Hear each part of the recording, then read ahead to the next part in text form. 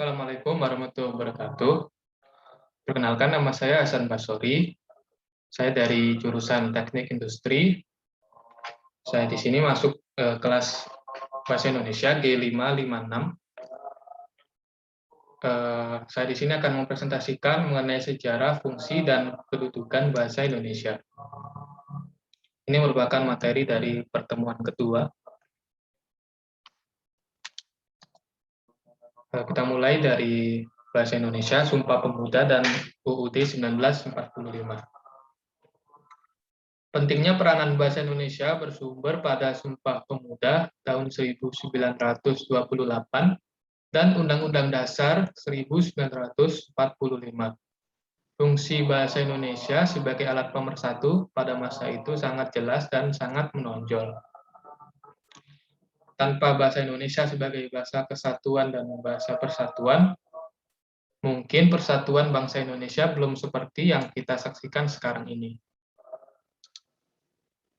Bahasa Indonesia yang sekarang ini menjadi bahasa nasional berasal dari bahasa Melayu dialek Riau. Bahasa Melayu digunakan sebagai lingua franca di seluruh Nusantara. Oleh karena itu, bahasa Melayu Riau dapat diterima sebagai bahasa nasional. Nah, berikut sejumlah alasan yang menjadikan bahasa Melayu Riau dipilih menjadi dasar bahasa nasional. Yang pertama yaitu bahasa Melayu terkenal sebagai bahasa yang sederhana, baik bentuk maupun susunannya. Yang kedua yaitu mudah menyesuaikan diri dengan bahasa pendatang. Yang ketiga, dalam bahasa Melayu Riau tidak mengenal tingkatan-tingkatan bahasa seperti pada bahasa Jawa. Yang keempat, milik suku bangsa pelaut, pedagang, dan orang yang suka berpindah dari suatu pelabuhan ke pelabuhan lainnya. Alasan ini juga yang menyebabkan bahasa Melayu dapat tersebar ke pulau-pulau lain yang ada di Indonesia.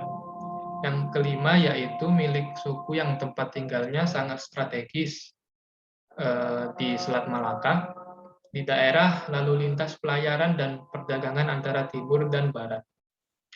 Yang keenam, beberapa kali daerah asal bahasa Melayu itu mempunyai kerajaan besar yang menguasai lautan dan perdagangan.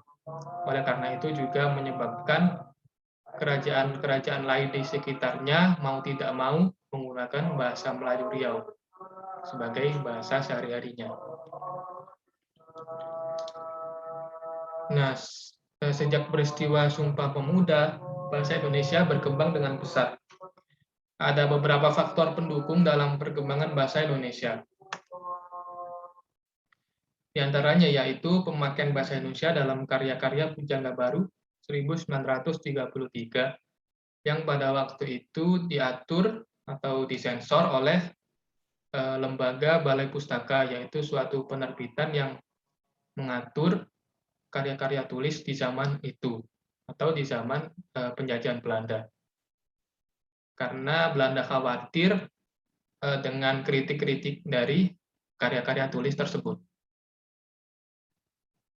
Selanjutnya adanya larangan pemerintah Jepang kepada bangsa Indonesia untuk menggunakan bahasa Belanda. Pada tahun 1942 ini juga menjadikan bahasa Indonesia sebagai bahasa utama pada waktu itu karena bahasa Belanda ini dilarang, sehingga karena bahasa Jepang belum familiar, maka pada waktu itu di dunia pendidikan khususnya dipakailah bahasa Indonesia. Selanjutnya, sastrawan dan budayawan pada masa Jepang dan angkatan 45 yang melahirkan banyak karya tulis dan juga karya-karya bahasa lain. Nah, sampai saat ini bahasa Indonesia terus berkembang mengikuti arus perkembangan teknologi sosial budaya masyarakat. Karena bahasa Indonesia terus berkembang, maka bahasa Indonesia sangat dipengaruhi oleh bahasa daerah dan bahasa asing. Hal ini terlihat dari adanya kosakata serapan. Bahasa daerah yang cukup banyak mempengaruhi adalah bahasa Jawa dan Sunda, karena jumlah penduduk suku Jawa dan suku Sunda termasuk yang terbesar di Indonesia. Kemudian bahasa asing seperti bahasa Inggris, Arab, dan Sanskerta juga turut memengaruhi bahasa Indonesia. Hal ini juga tidak lepas dari kepercayaan penduduk Indonesia yang sebelumnya menganut agama Islam dan Hindu, dan juga bahasa Inggris yang merupakan bahasa internasional. Fungsi bahasa secara umum. Apa yang dimaksud dengan bahasa? Bahasa adalah suatu sistem lambang bunyi bersifat arbitrer digunakan oleh suatu masyarakat tutur untuk bekerja sama, berkomunikasi, dan mengidentifikasi diri. Sebagai sebuah sistem, bahasa memiliki aturan atau kaidah dan pola tertentu, misalnya tata bunyi, kata, kalimat, dan wacana. Jika aturan dan pola tersebut dilanggar, komunikasi akan terganggu. Contohnya pada kalimat kucing makan ikan dan juga ikan makan kucing. Apabila dibalik susunan katanya, mungkin artinya sudah tidak sesuai lagi. Bahasa bersifat arbitrer. Apa yang dimaksud dengan arbitrer? Maksud arbitrer adalah tidak adanya hubungan antara pelambang bunyi dengan realitas yang dilambangkan. Misalnya yaitu dengan huruf P, O, H, O, dan N. Tentunya tidak ada hubungan dengan bentuk pohon itu. Kemudian sesuai konvensi atau kesepakatan. Contohnya yaitu buah apel dinamai apel. Selanjutnya, bahasa tidak hanya dipelajari oleh ahli bahasa, tapi bisa digunakan juga dalam bidang ilmu psikolog, forensik, dan kedokteran. Untuk psikolog, yaitu membutuhkan keterampilan ilmu bahasa demi menyusun kalimat yang tepat untuk menangani pasiennya, membuat pasien mampu membuka diri dan merasa nyaman. Untuk bidang forensik, adanya bidang linguistik forensik yang melihat bahasa digunakan sebagai alat melakukan tindak kejahatan, contohnya ujaran kebencian, hoax, dan lain-lain.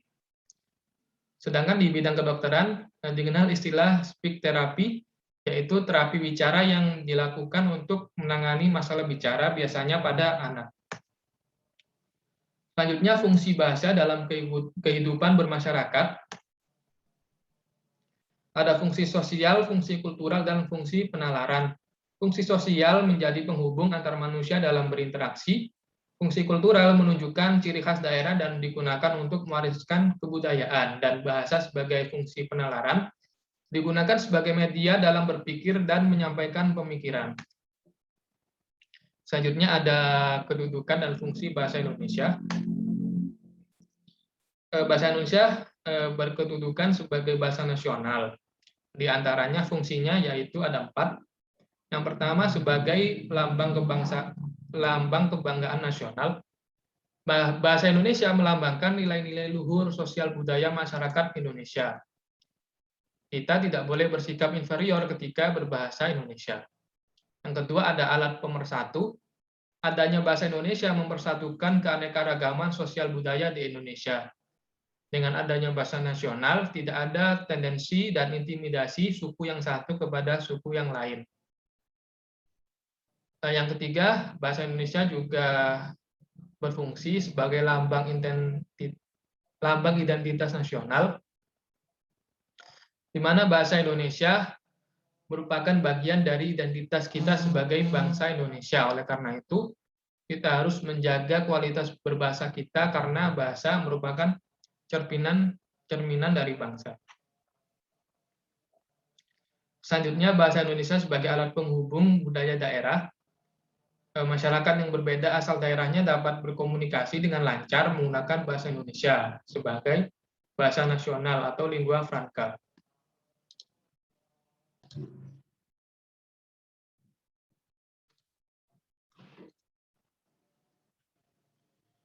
Selanjutnya, sebagai kedudukan sebagai bahasa negara, bahasa Indonesia berfungsi antara lain digunakan dalam pidato dan acara resmi kenegaraan. Selanjutnya, bahasa Indonesia juga berfungsi digunakan dalam perhubungan antar lembaga pemerintah dan juga digunakan dalam penyebaran arus informasi dalam masyarakat. Ditanya itu, bahasa Indonesia juga digunakan sebagai bahasa resmi dalam pendidikan nasional. Ya, sekian materi presentasi yang dapat saya sampaikan, yaitu mengenai sejarah, kedudukan, dan fungsi bahasa Indonesia. Sekian, terima kasih. Apabila ada kesalahan, mohon dimaafkan. Saya akhiri, wassalamualaikum warahmatullahi wabarakatuh.